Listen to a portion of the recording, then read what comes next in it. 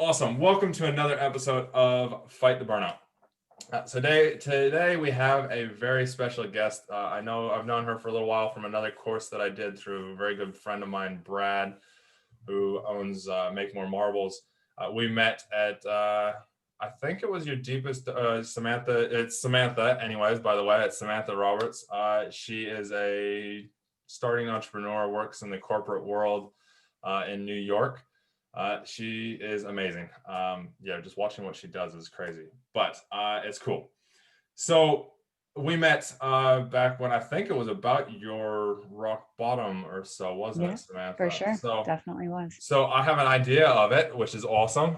We've had a chat already kind of before around stuff. And then Samantha she was like, well, why don't I hop on your podcast? I was like, okay, cool, let's do it. And it's taken us a little bit to get you on here because we're both so busy. Yeah.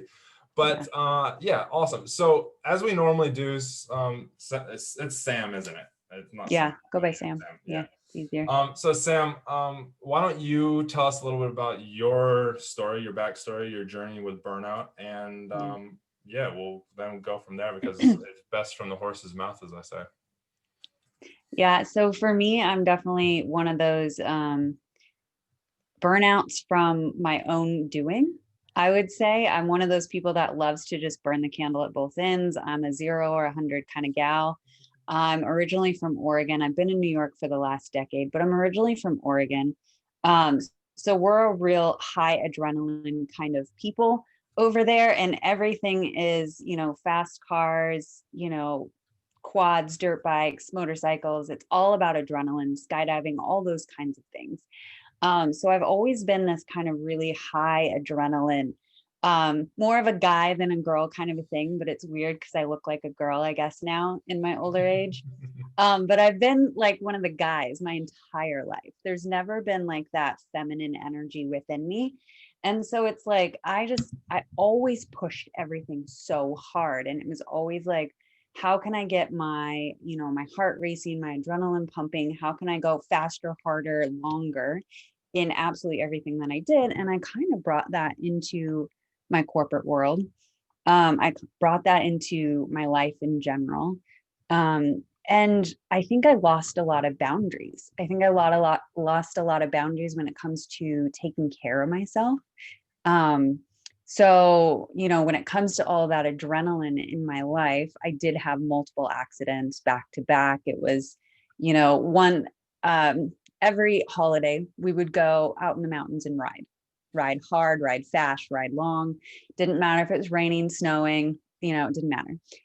So we would always go, into the mountains, ride the power line roads, or rock quarries was like a fun place for us to, climb the steep mountains and see what, how much trouble you can get yourself in, whether it was in, a dune buggy or a quad or a dirt bike or a cart of some kind. And 2 years in a row, I flipped a motorcycle the first year and I was fine. I had all my gear on, just tuck and roll like a champ, stood up, rod everybody. It was fine. The second year, same place, same reason, flipped my quad. So it was 450-pound quad, 120-pound body. Again, American measurements, but and I'm lucky I'm alive, to be honest. I had a concussion from that accident. I smashed my ribs. I dislocated my hip. I had bone spurs all over my hands from just how much I was crushed. I had all the Kevlar on, so I lived, right? But I was decimated. I was absolutely decimated. And I had already decided that I was gonna, kind of focus on a corporate career. So it was kind of one of those do or die, like, okay, if I have no energy for life or living, I'm just gonna do what I can from bed with a laptop and try and build my corporate career. And so when I told you earlier that I was a 0 or 100 kind of person, it was like, well, I have zero bandwidth for life and living. So let me just put all of it into work. And it started a decade ago, right? Where it was just, I can do everything virtually from a computer. And I stopped talking. I didn't need to talk. I was able to communicate with my mentor, my corporate clients, everything through the computer. I was able to do my schooling through the computer. And so it just kind of created this bubble, right? Where I didn't need to physically put myself out there. I was able to just kind of lay in bed and deteriorate. And I had the wrong set of people around me. So they allowed me to sit there and deteriorate. And as long as I was functioning and bringing in the money that I needed to keep the bills covered, then that was becoming my life. And so that went for about 2 years, where literally I didn't talk for 2 years. I barely moved for 2 years. I was basically in bed for a solid 2 years. And I looked at my life. I looked at my fiance at the time and I said, I can't do this. This isn't who I am. Right. Like, yes, I'm a 0 or 100 kind of gal, but like, I can't be of zero contribution to the planet. I can't. I can't be accommodated in these bad habits. I can't, like we were drinking a lot. We were, because I could do, if we had friends over, I could do it sitting down. Right. And so it's like, if we did have friends over, I would sit down and we would drink like crazy. So house parties became a thing that I was allowing in my life. Right. And I don't know how many people know about Oregon, but we drink hard. Everything, everything in Oregon is to an extreme. And so I moved myself to New York, and I really spent the last decade out here in New York, like failing forward. Because at least if I was failing forward, I was getting my strength and resiliency back. I was setting boundaries for myself. I was rebuilding that resolve that I needed to matter in life. So I think the last decade's been really interesting because I was still continuing to deteriorate. I have muscle atrophy from the waist down. I haven't been able to really fix that. Um, and I just went on all in on corporate America. I literally was working 16, 18-hour days, whatever they needed of me. And I didn't really have a lot of balance. So I'm finding myself now, and definitely I equate part of that awakening to a year ago when Chris and I met. So we can talk about that later a bit more. But yeah, I think that's the backstory. That's a decade to today. That's the ground zero, rock bottom to, okay, now I have something to offer the world, and let's talk about that. Yeah, gotcha. So that's yeah, I totally get Oregon. I'm from Northern California. So I definitely, yeah, I get Oregon. I mean, Northern California, we play hard, party hard, and yeah, just keep going. And Yeah. then they smoke a lot of weed and do a lot of meth. But that's a whole other thing that I never saw when I lived there, luckily. But yeah, so, Yeah. so Sam, tell me, because everybody defines burnout in different ways. Everybody, for some reason, some people burnout is just, having a bad day. Some people it's like, holy crap, I'm like, can't get out of bed. So what would you define burnout as, so we kind of have an idea? Yeah, I think for me, burnout is really having very little contribution on the world. I think for me, it was becoming really self-centered, but in a self-deprecating sort of way. Burnout for me was diminishing my own self-worth to the point where I had one objective on the planet, and that was corporate America. And the rest of my life was, spent nights in the fetal position, begging myself to get out of bed, spending, hours and hours alone. When I hung out with friends, it was again from the seated position. So I wasn't, actively engaging with people. I still wasn't talking very much. I wasn't really engaging with anybody or anything. And it was like, well, if I just keep myself alive and I continue working, and that puts me on a path where maybe one day I'll take care of my family back home, maybe that's enough. Maybe that's, I kind of convinced myself, right, that maybe I'm here just to get through the dollars so that my family can be taken care of. So, I'm out here in New York with my corporate salary, taking out the highest life insurance policy. If my body was to give out tomorrow, I would have been okay with it. I wasn't ever going to take my life because I do have certain belief system around that, but I would go skydiving. I would go backpacking around Europe on my own. Like, I didn't care if I was in a dangerous situation where I might die, because again, I had that life insurance and my family would be maybe better off with a $2 million policy. So thinking I'm doing all this for everybody else, not for myself. There was zero self-respect. There was zero bandwidth to even think that I, as an active human being on this planet, mattered. Completely negated my own value. So tell us a little bit. I already have an idea, but for viewers and that, tell us a little bit about your biggest stage, because we all go through levels of burnout and different situations of burnout. But I think for me personally, and I know from many people that I've spoken to, there's that one time that is that you classify as your burnout, where you never want to go back to ever again. Yeah. Can you tell us a little about yours? Yeah. So again, for mine, I think there's a progression. I know exactly where Chris is trying to take us, but I think there's a progression that's important to talk about. And especially in corporate, when you're going as hard as you do, every single day with as high stress as we live in, alcohol becomes your staple. Not only does every one of your coworkers drink, you drink at the office for every event possible, known to man. And I, along with all of my coworkers, were drinking every single day. And so many of my coworkers had started drinking at the office. So many of my coworkers had started drinking during the day, stepping out to go to a bar, whatever it might be, right? Very non-American traditional aspects that should normally be happening. But I think with the stresses of New York, they became very, very normal. And so I was drinking every single day. I started, friends used to say, oh, I haven't drank in a month, or I haven't drank in 6 months or something like that. And I'd be like, I haven't drank in 4 hours, something like that. It was that. And that might be a little over the top, but honestly, that's how it felt. I had to count my non-drinking in hours, not days.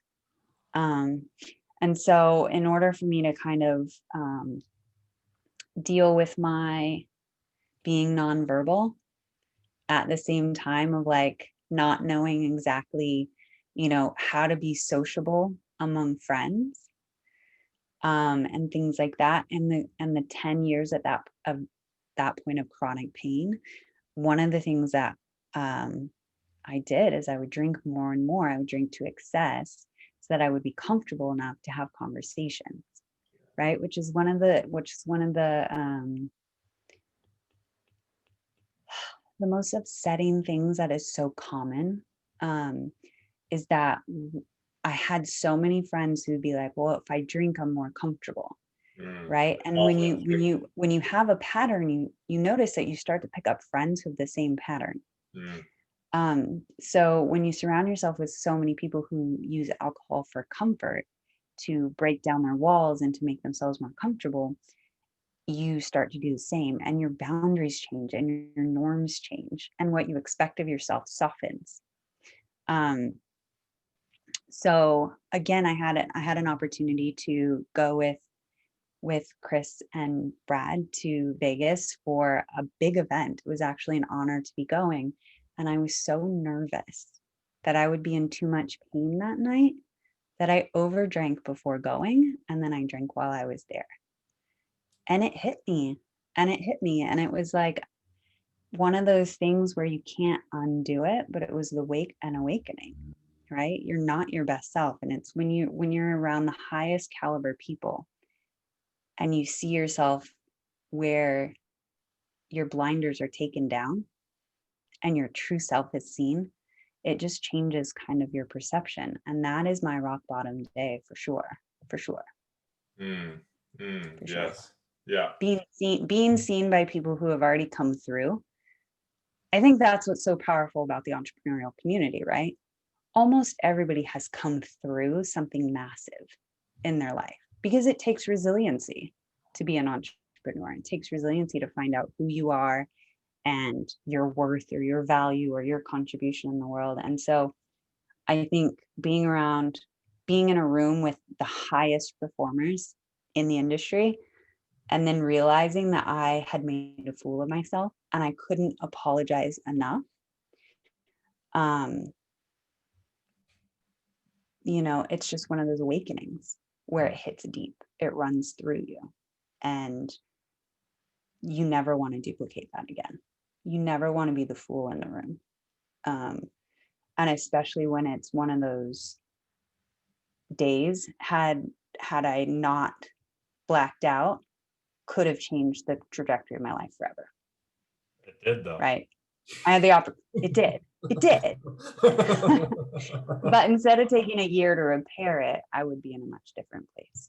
Yeah. Because I look at all the people who were there in the last year, and they've all added millions to their business.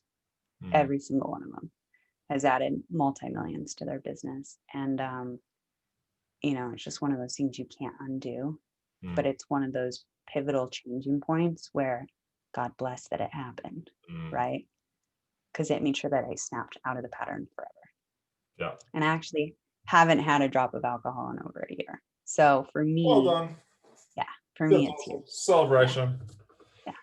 Cool. Awesome. Yeah, no. So, I totally get that. Yeah, that cycle, that whole, people drinking for confidence, people drinking because they want to hide something away. So obviously, we've both been at that, what society calls you rock bottom, quote unquote. What have you learned through this whole process so that to overcome this? Like, what is it that actually got you to actually go, nah, no, this is enough. This isn't right. How is it that because I know there's a lot of people that have been in that same situation that you were in, but then repeat it and repeat it and repeat it and repeat it. So what was it that actually made you go, no, this was not right? I think it was a realization that, like, just because I wasn't taking pharmaceuticals to fight my chronic pain, alcohol was a worse adaptation to hide it. And I made the decision that weekend to really get my body right. I think it was a big awakening that, like, my circulation was depleting pretty significantly, and I was having, every time I would drink, my limbs would swell. I started really searching for a team of doctors to see what was going on with my circulation, what were the bigger issues that were actually happening in my health. Because it's obviously not, normal or unchangeable to have chronic pain for 10 years. There is something you can do if you have chronic pain. And so I had started the process years prior to, with New York's doctors to try and find out what was wrong.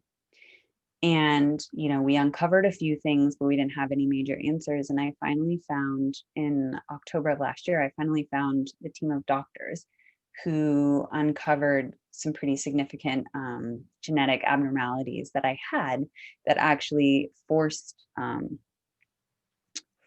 circulation issues.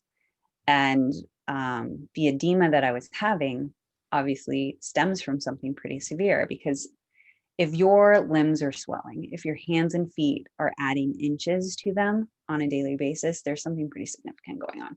So what I actually had was a blood clotting issue. And obviously the alcohol was making that worse. And so I had a blood clotting issue. I had 86% blockage in the main vein on one side. So it was 86% blockage on one side and 89% blockage on the other. So I was one blood clot away from dying. It really could have just been. Was that in your heart, or where was the blockages? Iliac vein. I don't really know where it goes. Someone who knows body can tell you. Yeah. I'll search it later. Yeah. So we had actually ended up doing double stenting, which is, a procedure that normally happens in someone in their 60s, 70s, or 80s. Pretty severe way to interact with somebody in their 30s. So we did that, and within the first month, I immediately started having a reprieve of the compression on my spine, right? When you alleviate the edema, it eliminates the pressure on your spine. So I had relief in my body for the first time in 10 years. Wow. I lived every single day at a level 7 pain. And if I, was in a car that was taking rowdy turns, I would elevate. If I live in New York City, so if I was on the subway and we were bouncing around, or if I had to stand instead of sit, it would elevate to an 8 or a 9. So for the first time in my life, I was like, oh, I'm at a 3 or 4, 3 or 4. And I was like, that's pretty cool, right? So then I really started to work on mindset, right? Once the body had like leveled out, then I could work on mindset and kind of started that part of the journey. That's awesome. That's awesome. So ultimately it came down to health number one, like figuring out your body and figuring out what it was that was going on that was causing all this pain. Yeah. Which then, tell me if I'm wrong, but it sounds like the pain was then adding to the I need to numb this pain down so that I don't feel it. So then in turn you're just numbing your whole body. And like you said, then you went into the mindset side of stuff. Is it all linked back to that accident, or do they think that that's just kind of? So there's so many things with what I have. My body is definitely a unique unique bit of things going on with it. I have hypermobility syndrome, so I can dislocate my shoulders and my hips on a whim.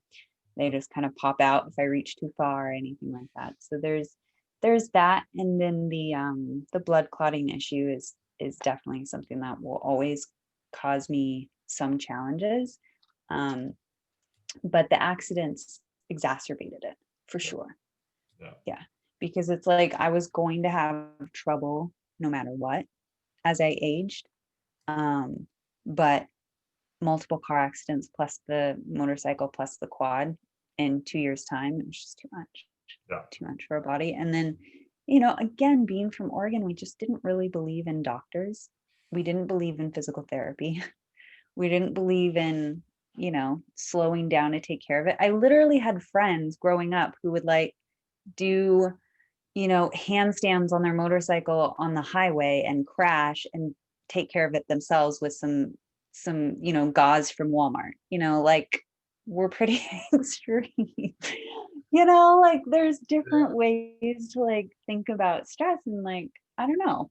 I think had I grown up with less poverty, maybe that would be something I would have a different mindset on. Yeah. But I think we always kind of like mind over matter was how we lived, right? You're never so hurt or broken that you can't put one foot in front of the other. It was always like, you gotta get up. You gotta do something every day. Like somehow you have to keep moving forward. And if you have to eliminate 7 things in order to maintain the big thing, then that's what you did. So, yeah. Yeah. Gotcha. So what are the things each day that you do now that, that help in the preventing or, overcoming any kind of the burnout or going backwards? Like we all go backwards in a way, but yeah. I think backwards. Yeah, I think the biggest thing for me is power of community, power of engagement. When I had my surgeries last year, I actually joined Grant Cardone's community and joined his inner circle mentorship program. And every day I was held accountable. Did you exercise today? Well, no. But did you drink your water? Yes. Did you, do the things that keep you moving in the positive direction? And I think because I'd lived in New York on my own for 10 years, I had become so independent and there was nobody who held me to account. If I talked to my family once a month, that was considered a lot or enough. And at work, it's so impersonal, right? So it didn't really matter if I was, not showing up as my best self in some respect or another, as long as the work got done. So by joining my online communities, I had accountability. I had people who were checking in every single day. Are you showing up as your best self? Are you holding yourself to account? Do you have bad habits in your life? What are you doing that's good? What are you doing that's bad?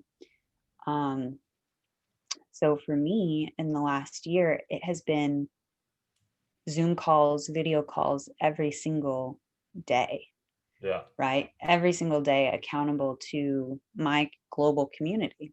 At this point, I have friends all over the world. So no matter what time zone I'm in, I can have someone who's checking in on me. I can have someone who's like making sure that everything is good. So that has been the biggest shift for me and the highest importance for sure. That's awesome. That's awesome. Because you mentioned earlier, drinking every day with the Yeah. guys that you worked with, becoming the average of that. And then, as we've talked about, as Tony Robbins talks about, as many different, high level guys talk about, you become the average of the people you hang around with the most. So it's awesome that by getting around those higher level people, having that accountability, having Yeah. that community, that And engagement. watching all of my friends every single day chase growth in their business. Yeah. Literally every single day, not just being a corporate drone and finding the corporation millions of dollars, but individually chasing growth in their businesses. Yeah. So it was like having that visual of people who are like putting work in and getting outcome out for themselves and for their family. I'm Right? Because in sure. corporate, I'm sure because I know listeners will go, yeah, but what if I don't want to worry about my business? It's just about me. I'm sure. Correct me if I'm wrong. I'm sure that they've got some sort of philosophy around you need to take care of yourself in order to actually be able to grow this business to those levels. mhm, Because yeah, ultimately, you got to take care of yourself as well. Is that something that you practice and preach every single day? Is making sure you're taking care of yourself? no, I still don't take Mm. enough care of myself. I would say in the 9 months that I've been in lockdown and quarantine in New York City, um, I haven't been physical Mm. hardly at all. So even though I was doing 3 days a week of physical therapy from October to March, Mm. and I was about to be released because I had repaired a lot of the muscle atrophy in the lower half of my body. It's all back. Mm. It's all back. So I'm starting over. Yeah. So let's talk about that for a second, because I know you'll probably get something. Viewers will get a whole lunch out of it. What have you learned from that? Yeah. No, I need to hold myself to account. The biggest thing for me during the lockdown is I didn't want any bad habits. Mm. And to me, bad habits meant free time. So I kept myself engaged every single hour of every single day that I was awake. I did my 8 hours of corporate America working from home and simultaneously 6 to 8 hours every single day of personal development through my communities. Right. So I had two computers going all day, every day. And I I made sure I was busy and engaged and actively working towards improving my mind, because this is something that we didn't really talk a lot about with all of my other injuries. When I had those accidents, I ended up with post concussion syndrome. My short-term memory was completely depleted. Yep. Learning new things was felt physically painful.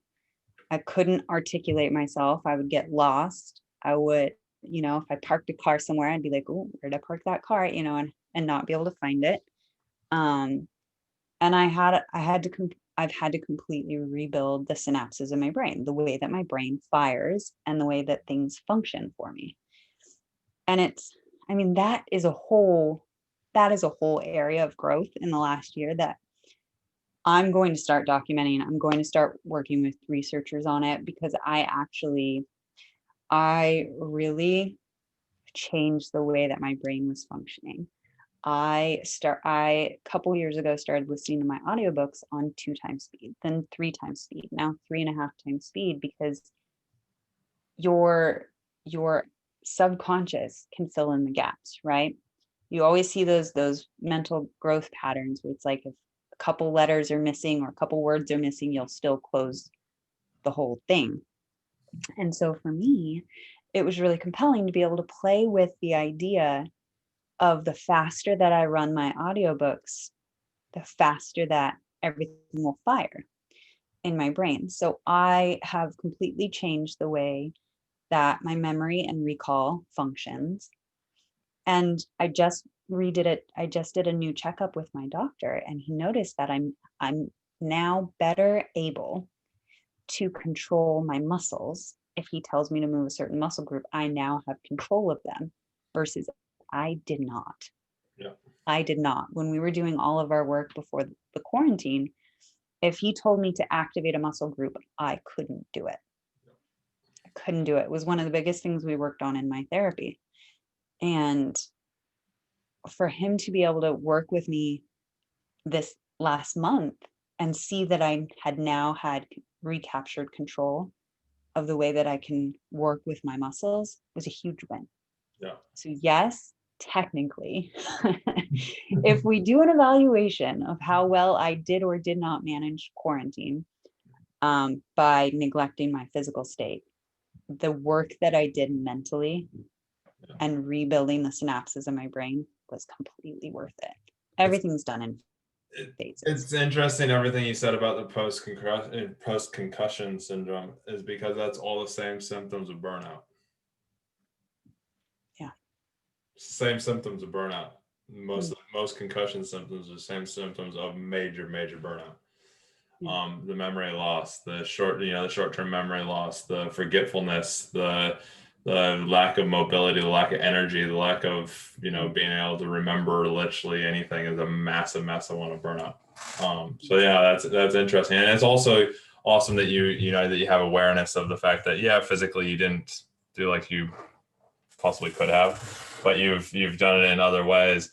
And I just wanted to just ask that question, just because obviously with everything that you've gone through, and that COVID has nailed so many people. There's so much mental stuff going on out there. So let me ask you this, Sam. So I believe that we all have a why. I believe we all have a greater why that literally stems back to, which I haven't ever actually heard it put this way, so I'm calling it my own.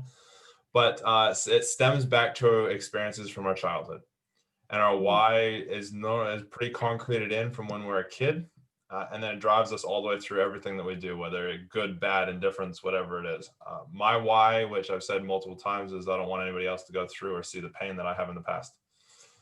Now, there's been experiences since I was a kid that have reiterated that, but mine stems back to, I didn't have a bad childhood. I couldn't ask for anything, but seeing my parents fight and argue, just always wanted to stop it. So Sam, what would you say your why would be? What you do? I think for me, more than anything, I've always tried to bear the weight of challenge and hardship for those around me so that they didn't have to. I'm the youngest sibling in my family. And what we experienced very young in our broken home was very challenging for my siblings, and so much more for them because they didn't face it right away.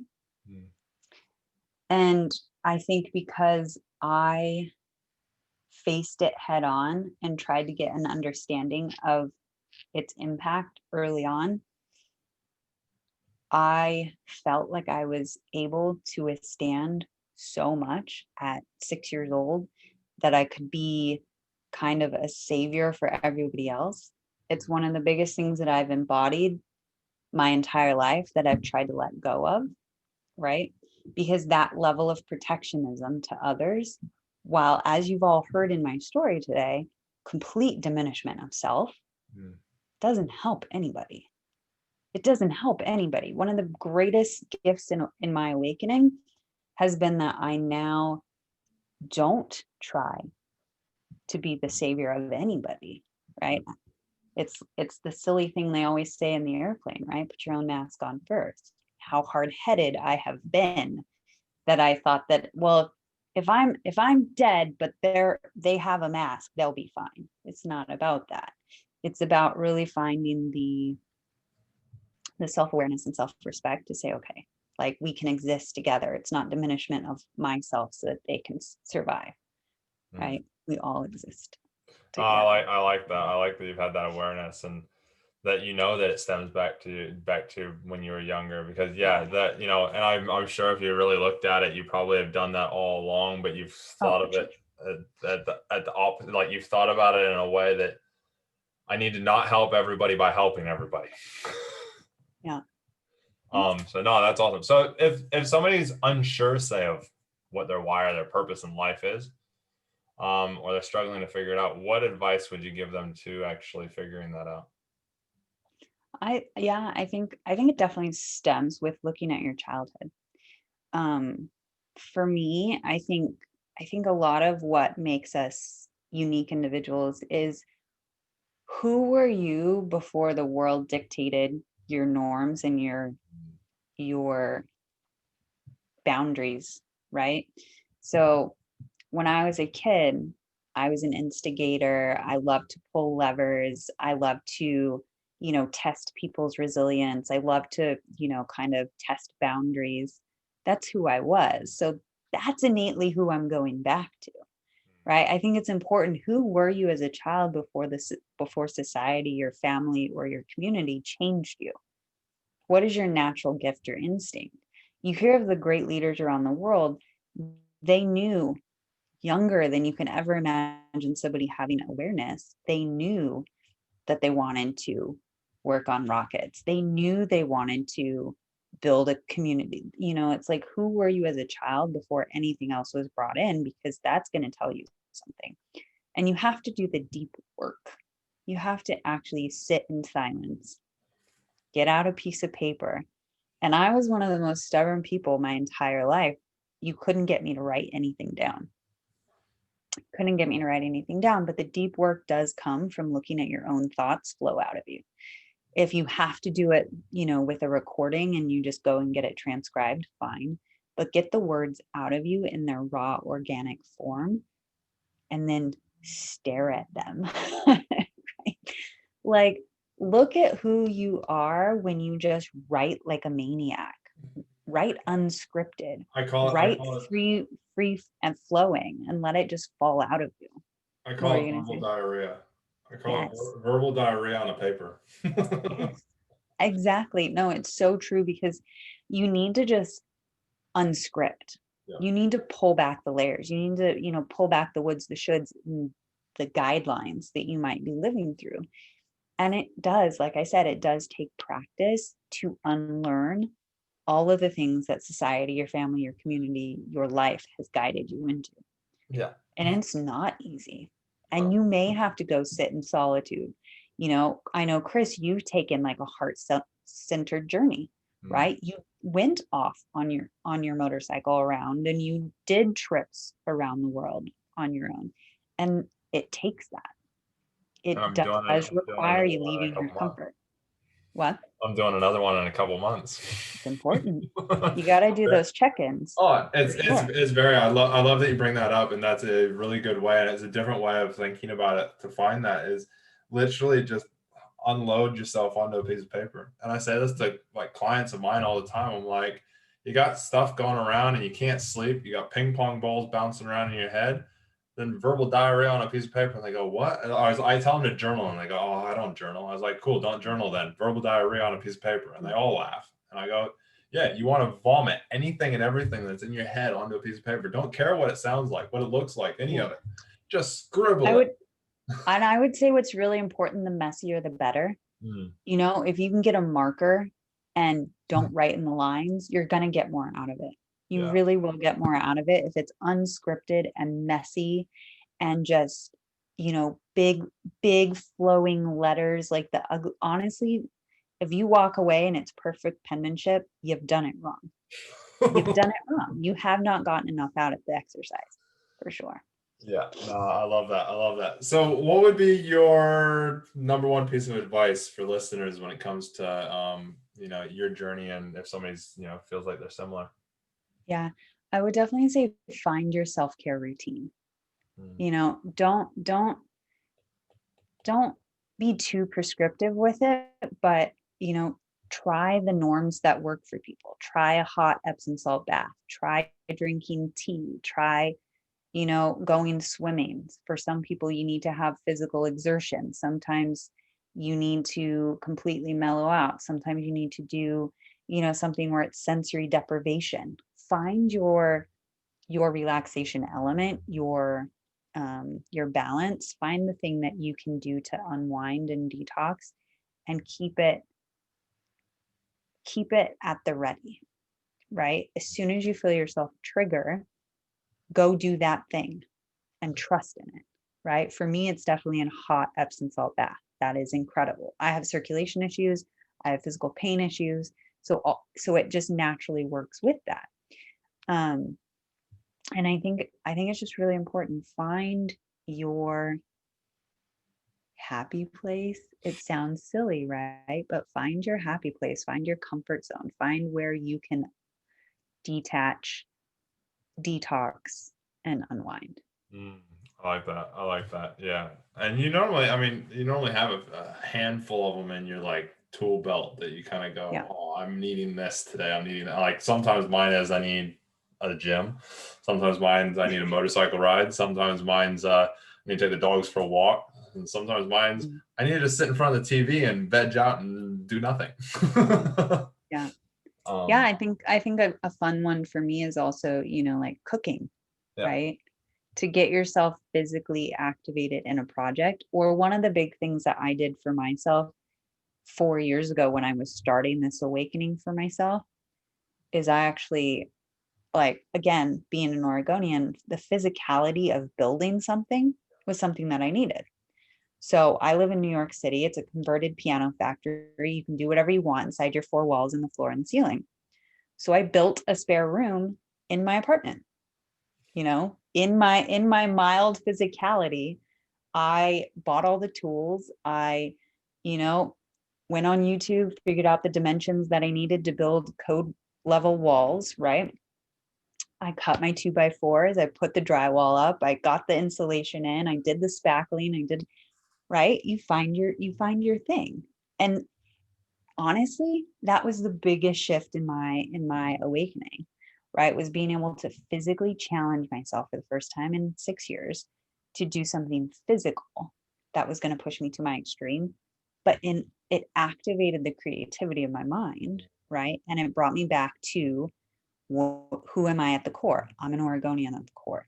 We can swing a hammer. I love that. I love that. Yeah, that is so powerful. Is be who you are, not who Yeah. everybody else has said you are. Because so many of us get so depressed, so anxious, so all the mental health things because we're trying to live to somebody else's standards. Live to your own standards, and then strive for better. Strive for your own standard, for your own goals, your own ceiling, your own universe. Because yeah, when you are able to actually go back to your core and actually do the things, like me, I'm an adventure person. My mom constantly says to my wife, she goes, I have no idea how, like she used to say it, not so much anymore, I have no idea how you kept him in Auckland, the biggest city in New Zealand. And it's very small compared to the US, like number wise, but the biggest city in New Zealand. And then I look back and I go, no wonder I got so burned out in that. I stopped doing me. I grew up on a Mm, sailboat sailing around the world for 5 years. Talk about adventure. Like literally every day was whatever the hell you wanted it to be after you did your schoolwork. yeah. I wanted to go spearfishing, I want to go diving, I wanted to go surfing, I want whatever. Talk about adventure. And then I stopped doing all adventure. Yeah. And so I can, Yeah. it sparked something massive for me, that what you just said, because it's so true. Go back to who you are. And this is like me now. I'm the happiest when I'm outside. I'm going for motorcycle rides. I'm helping people. I'm communicating with people. Because Yeah. that's the core of me. That's awesome, Sam. So thanks Mm, for that. yeah. So okay, so Sam, so tell us a little bit about what you currently are doing, your new project. Because I know you're in corporate America, but you have this new project that you're doing that you're launching and that. Tell us a little bit about that. Yeah. Yeah. So, like I said, for me, in the last year, community has been absolutely everything, and virtual community has been at the forefront of everything that I'm doing. And, you know, with the 12 years that I spent mute and nonverbal functioning in corporate America the way that I was, it satisfied my one foot in front of the other way of living. Um, but again, as we highlighted about the power of community in the last year and the awakening that Chris was there for, um, community and reaching out via Zoom daily with my friends from around the world created this new opportunity where I could start speaking slowly at first, 10, 20-minute conversations at first. And then on my birthday, March 21st, I not hosted, but I was on Zoom calls for 14 hours that day. To go from nonverbal to 14 hours, it just kind of highlighted for me. Now, of course, I wasn't speaking every hour of those 14, but I was actively engaged. So it gave my voice the first time to be utilized on a consistent basis for a full day. And it tested my resolve. It tested my strength, and it showed and proved to me that even though I had lived by this story that my voice was too weakened, and it truly is. Like you heard me cough quite a few times on this interview today. If I speak for a long period of time, my vocal cords get so dry that I start coughing, right? You heard it 2 or 3 times already on this interview. So by having access to Zoom every single day over the last 9 months and speaking with friends from around the world passionately about how they're growing their businesses, speaking about things that lit me up from a core level, right? Gave me that resolve, that drive, that push to go and start telling my story. And so I started sharing little bits of this story, and you guys have heard some key elements of it today, but there's a lot to it. And I decided I would launch a podcast called Storytelling by the Numbers. And I did a couple of dozen interviews with that. And I said, there's a greater calling. There's something more that's bubbling up from me. And the feedback that I was getting from my friends, again, they're from all over the world, all walks of life, all age groups. And they kept saying that I had a way of pulling out their, what I'm calling zone of genius, right? My nonverbal nature for over a decade meant that I was really keen on picking up the nonverbal cues, understanding what it is that someone brings to the world through their zone of genius. What is it that your what is it that your real calling is, or something like that? And so I started just having a lot of these really heart-centered, raw, courageous conversations with friends.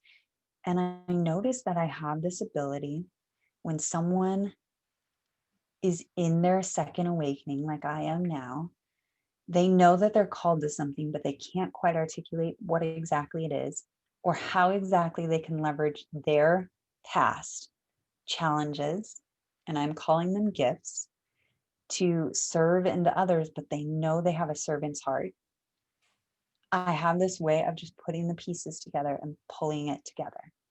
And so I started hosting these one-day virtual summits with friends, and just having a powerful topic that we would go through and just sit and help people in just craft their message and their story and their purpose and their why, like Chris had us talk about earlier.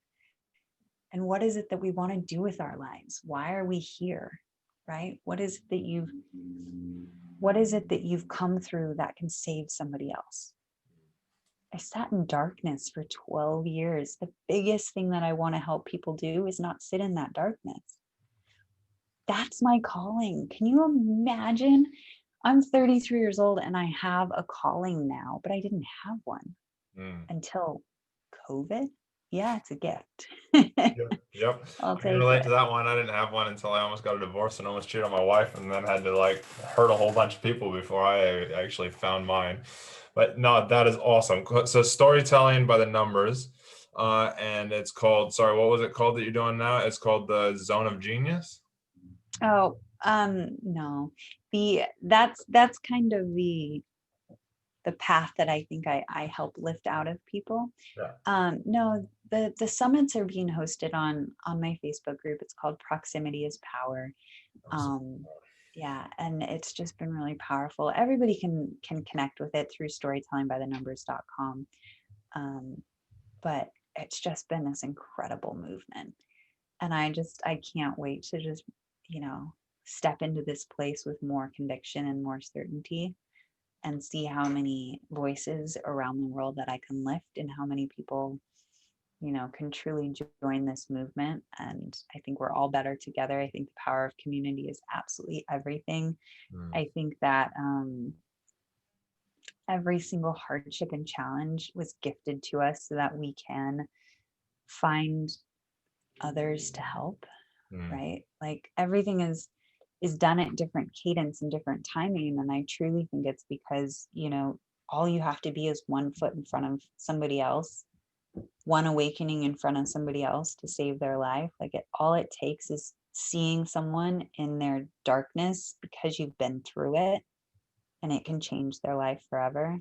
And sometimes just that sense of seeing and being seen changes everything.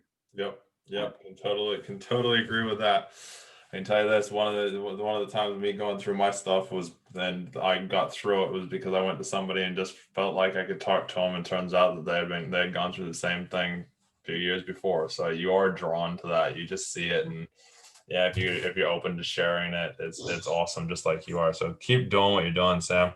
That is amazing. So we'll put the link for the website, storytellingbynumbers.com, is it? Mm. Yeah, storytellingbynumbers.com down below. We'll also put Sam's email down there, so you can flick her an email specifically if you want to reach out to her at any way at all. Last question I have for you, Sam, is what would be the one thing that you would tell viewers to help prevent or counter burnout? I think trust your red flags. If you see something popping up with you consistently and you see your friends and family sidestepping or being very gentle on one area because they know it's going to be a trigger for you, take the time to look at it yourself. Do that messy journaling. Dig deep. Try and uncover what it is that's your trigger, and see what accommodations your family has had to make to sidestep it for you. Take stock, take responsibility, and take ownership for how you've shown up in the world and what's showing up for you because of it. That's awesome, Sam. Thanks for that. Do you have anything else you want to say to viewers before we wrap up?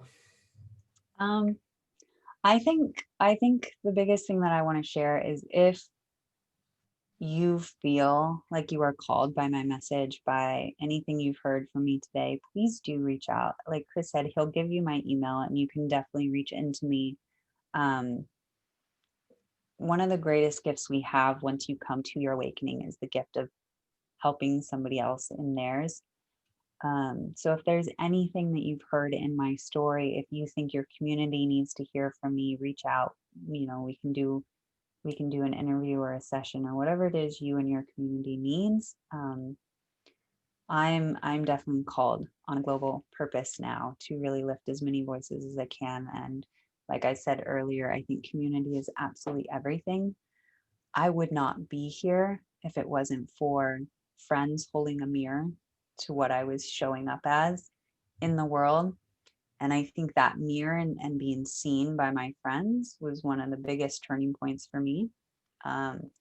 So if there's anything that I can do to be of service, please don't hesitate. Awesome, perfect. Yeah, guys, definitely do reach out if there's anything that you feel resonated with you from Sam. Reach out to myself or Sam, and we'll either you'll get directly put in touch with her, or I'll put you straight in touch with her. And yeah, thanks again, Sam. I appreciate you for giving up your busy time, and for telling us your story in that. Telling everybody your story. I know I've learned some stuff today. I know lots of people will have. So yeah, definitely reach out to Sam. Remember, guys, this is Fight the Burnout. Like, subscribe, hit all the buttons that ding off the bells and everything every time we do a new episode. And we talk to anybody. You don't have to be an entrepreneur. You don't have to be somebody who's crazy awesome or anything like that. You can, we want to talk to everybody. Even if you feel like you're not that crazy awesome person, let's still get you on here. So reach out to me, send us a message. Even if there's somebody specific that you want to hear us interview, hear about their story, hear about their journey, let us know.